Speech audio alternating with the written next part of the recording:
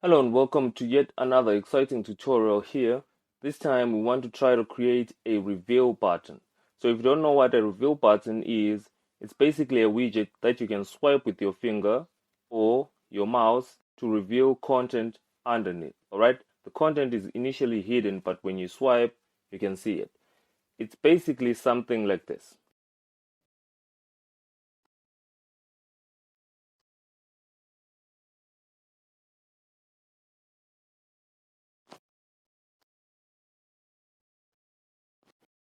Alright, so now that we know what a reveal button is, let's go ahead and try to create it with Kivy and Python here. Okay. So as always, I'm going to start with my base here, and let's just call this one reveal, just like that. All right, and we're going to need a few things up here. So the first one is going to be a float layout. So from ux.float layout, right, we need to import the float layout class. All right, and I'm going to actually need an animation module. Okay, so we're going to use this to animate our slides. Okay, so let's import that animation, and we might need the window, so let's go ahead and just import that just in case, and import window class.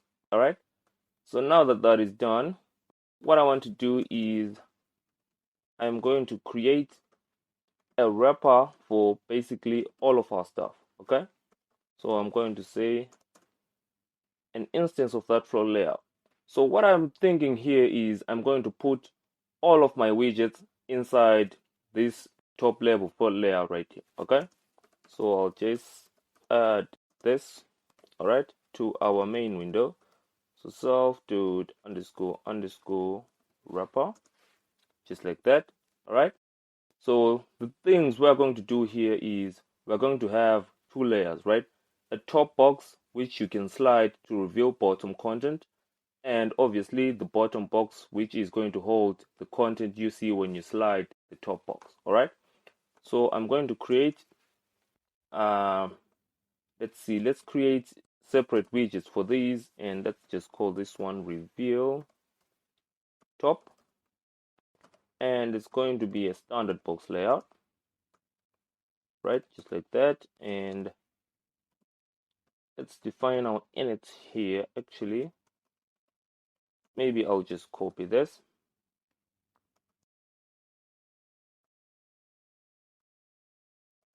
and paste it here. All right, and what I'll do is I'll highlight all of this, shift alt down arrow to duplicate that, and make this one reveal bottom, just like that. All right, make sure I space these correctly. The next thing I want to do is obviously make instances of these classes. All right, so I'll call this one reveal top, and it's going to be reveal top. All right, and obviously reveal bottom here,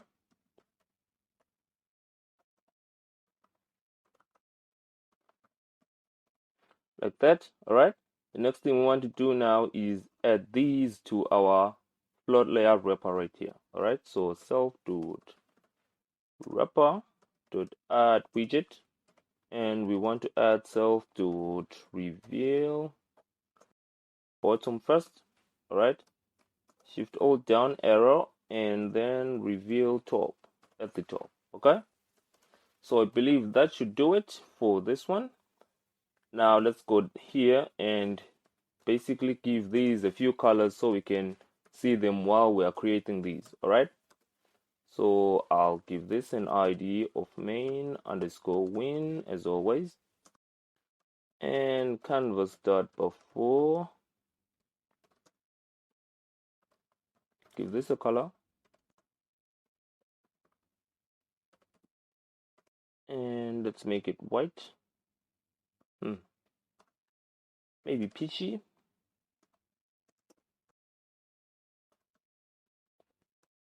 And let me do this real quick. The position is going to be self dot pose and the size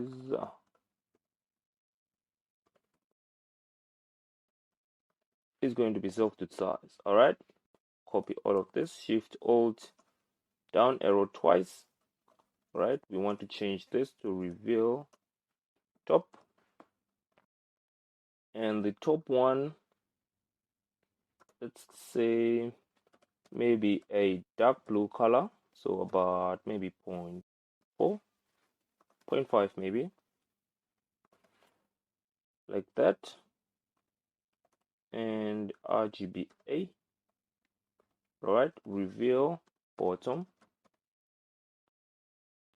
and for reveal bottom, let's just stick to white. All right, make this RGBA instead of RGB. Control S to save, and I believe that should do it. Now let's go ahead and start working on our reveal. All right, so since we're going to be revealing the top item, not the bottom, let's go ahead and create a function for that. So we'll say define, and we'll call this one reveal, which doesn't really need anything. So the first thing we're going to do here is we want a way to be able to know if we have already revealed our widget or not. Okay, so what I'm going to do is up here I'm going to initialize a variable, and I'll call this one revealed. Right, and initially revealed is simply going to be, maybe let's just say none. All right, now down here, before I do anything, I want to check if this widget is already being revealed. All right, so if revealed, which means it's already been revealed, then I want to create a variable here, and I'll call this one pause, and I'll add pause equal to 0. Right, and now I can create my animation. So I'll say anim is equal to animation, and we want to animate the X position up to pause. All right, and maybe a duration, and I'll change this to about 0.3. I think 0.3 should work. 0.3. So basically what this is saying is, if we've already revealed this widget, which means we've already changed the X value, right, to something else. So if the X value has been changed to something else, then we want to animate that X value from wherever it is up to when it gets to 0. So basically slide the widget back to position. Okay, simple enough.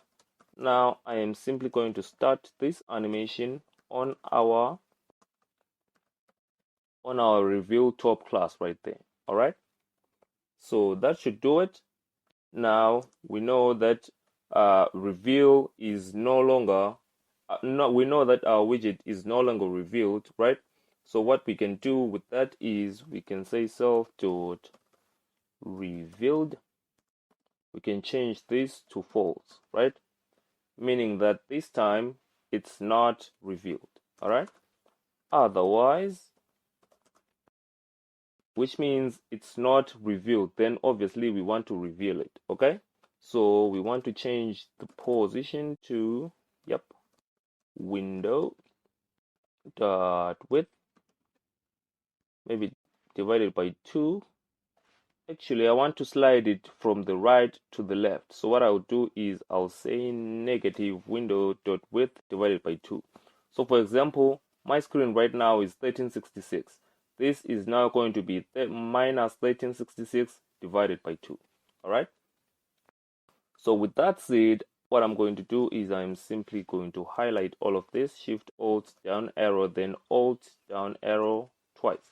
All right, to bring this down here, and everything works great here. What I want to do is now change revealed to true, just like that. All right, and believe it or not, our reveal function is done. The next thing we want to do now is have a way of actually calling this function, okay, because we don't want it to just run anytime. So we can use a few callbacks here. The first one on touchdown, right, which means every time we touch the screen on our application, and it takes self and touch, and what we want to do is let's check if the actual touch occurred on our widget, okay? Because this is going to be fired every time we get a touch, all right? Doesn't necessarily mean that all the touches are going to be on our widget. So we need a way to know if that touch was actually on our widget or not, all right? So we're actually going to feed our collide point here with the x coordinate of the touch and the y coordinate of that touch, all right? So if the touch occurred in our widget, this is going to return true. Otherwise, it's going to return false. Okay? So now that we have that, the next thing we can simply do is I'm actually going to create another variable here, right? And I'm going to call this one open. And initially, it's going to be none. All right? So this says that basically if our slide is open, which means we've already slid this, then this variable is going to be anything other than none. Okay, so I can actually use it right here. So I can say if self dot open, right, which means our widget is open already. So what I want to do is simply ignore this, right? So I'll simply return false, just like that. All right, otherwise our widget is not already open, so we need that touch. So we'll simply grab it and make this widget the owner of that touch, okay, so that other widgets don't use it. Okay, and of course return true. If that fails, then we want to return false, just like that, meaning we don't want this touch, it doesn't belong to us, let other widgets use it. Okay, so for the onTouchdown event, we're done. Now we need the onTouch move event. Okay, so this is what we're going to use to actually swipe, because every time you click a screen, the onTouchdown event, every time you move on your screen, maybe you move a mouse while clicking or your finger, then this event is going to be fired. All right, so what I'm going to do is I'm going to copy this, and this actually takes self and that touch, and I'll paste this down here, right? And if this is the case, which means that move occurred on our widget, okay? So what I want to do is, again, let's create another variable, and I'm going to call this one, let me call it moved, all right? And I'll explain why in just a second. So self.moved, and now we can go back here and check if self.__ moved, all right? So why did I create this? Basically, like I said, the onTouch move event is going to be fired every time you move your finger or your mouse while clicking, okay? The problem with that is as long as you are moving, it's going to keep firing, okay? So for example, right now, if I were to click here and move like this, keep moving, this event is going to be fired about 100 times, okay? So if we know that we've already started swiping, we don't really need this event, okay? So what I want to do is, if self.moved, then we simply want to ignore this, okay? To reduce overhead here, okay? Otherwise, we want to say if self.open, right? Then we want to basically toggle that open, okay? So self.open is equal to, and let's just say none. Otherwise, then self.open is already none. What we want to do is self.open is equal to, and let's just say true. So what this piece of code is doing, we know that there's only two things that can happen when a user swipes. Either we either reveal our widget or we don't, or we close it, sorry. All right. So this is sort of like a toggle. All right. So now that that is done, we can go down here now and simply reveal our widget. All right. So self.reveal, and that should do it. So now we can simply return. Actually, we don't really need to return. What we need to do is say we've already moved. We are already moving. All right. So now that that is done, for the onTouch move event, we are done. The next thing we want to do now is do some basic house cleaning here. So we'll use the onTouch up event. And this event is fired when you stop touching or moving on your widget. All right. Or on your screen, basically. All right. So again, I'll check the collide point here. And well, if the onTouch up event occurred on our widget, then what we want to do is release that touch. All right, touch.ungrab, not grab.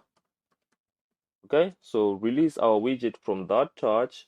That is done. Now self.__ moved. We can now set it to none again so that we can use it again when we want to swipe. All right. So with that done, you can simply return true here. Otherwise, if all else fails, return false. Control S to save this, and let's just try to run this and see what we get. Before we run this, I want to check something here on our reveal button. I actually want to make this look more like a button for demonstration, so I'll say self.size hint y right there, and I'll set it out to about 0.1. Control S to save, and here I'll say Python, I believe we called it reveal.py, and I'll actually give this a size of 360 by 614. Run this.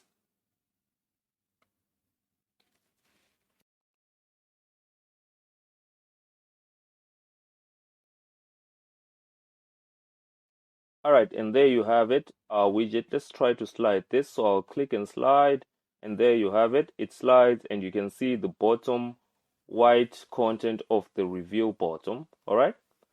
So with that said, I believe everything is starting to look pretty great. So what I'll do is, with reveals, what happens is widgets are aligned to the right. So when you swipe, you can actually see a few buttons on the right, right? So I'll go to my reveal.kv file here, and it's on our reveal bottom, right? Down here, let's go ahead and we want to add an anchor layout. And anchor X. Let's anchor this at the at the right, and anchor Y. Well, this doesn't really matter, so you can set it to top or bottom or whatever you want, no problem. Then here we can add a box layout, and I'm actually going to give this an ID of parent bottom underscore bottom.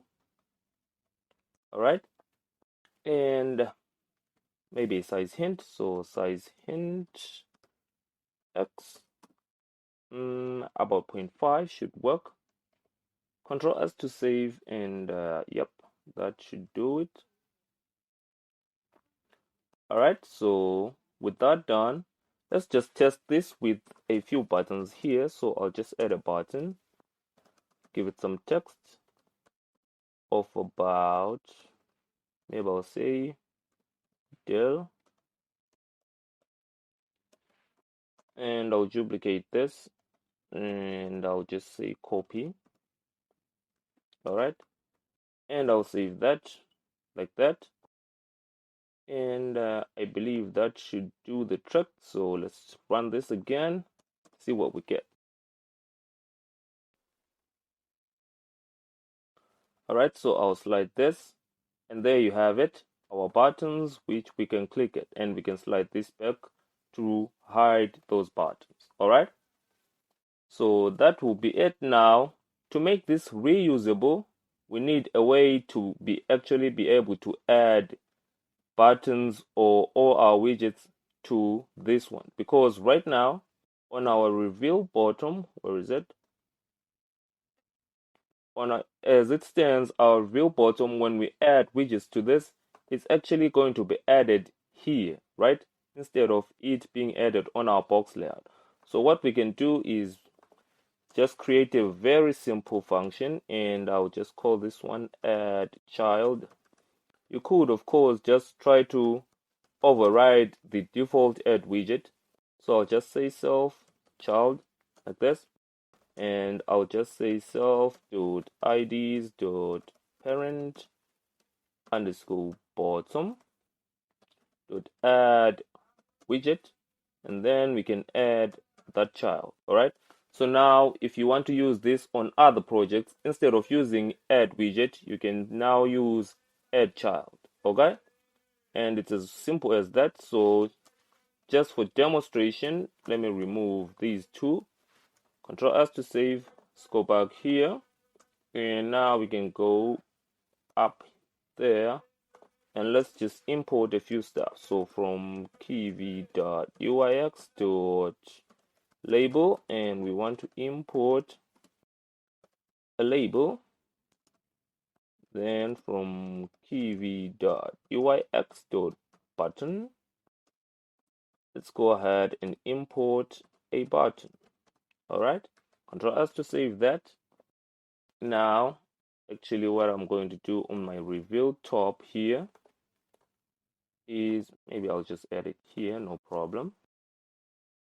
On my reveal top here, let me just add a label. All right, so self.add widget. I'll add a label here, right? And the text for this is, well, why not? Samuel Works. .org. It's actually my website. Check it out. It has some pretty good stuff there. And for reveal bottom, since we now have our add child function, let's just say self.add child, and we want to add a button, right? With the text equal to, well, copy, paste, Control S to save, and let's try to run this now, see what we get.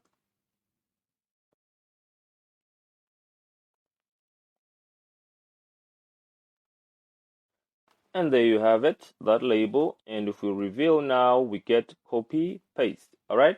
So that is basically how a reveal button works. Hope you enjoyed this one. Any questions, comments, leave them in the question section. Otherwise, as always, I'll see you in the next one. Don't forget to like and subscribe if you haven't already. As always, I'm Samuel. I'll see you in the next one.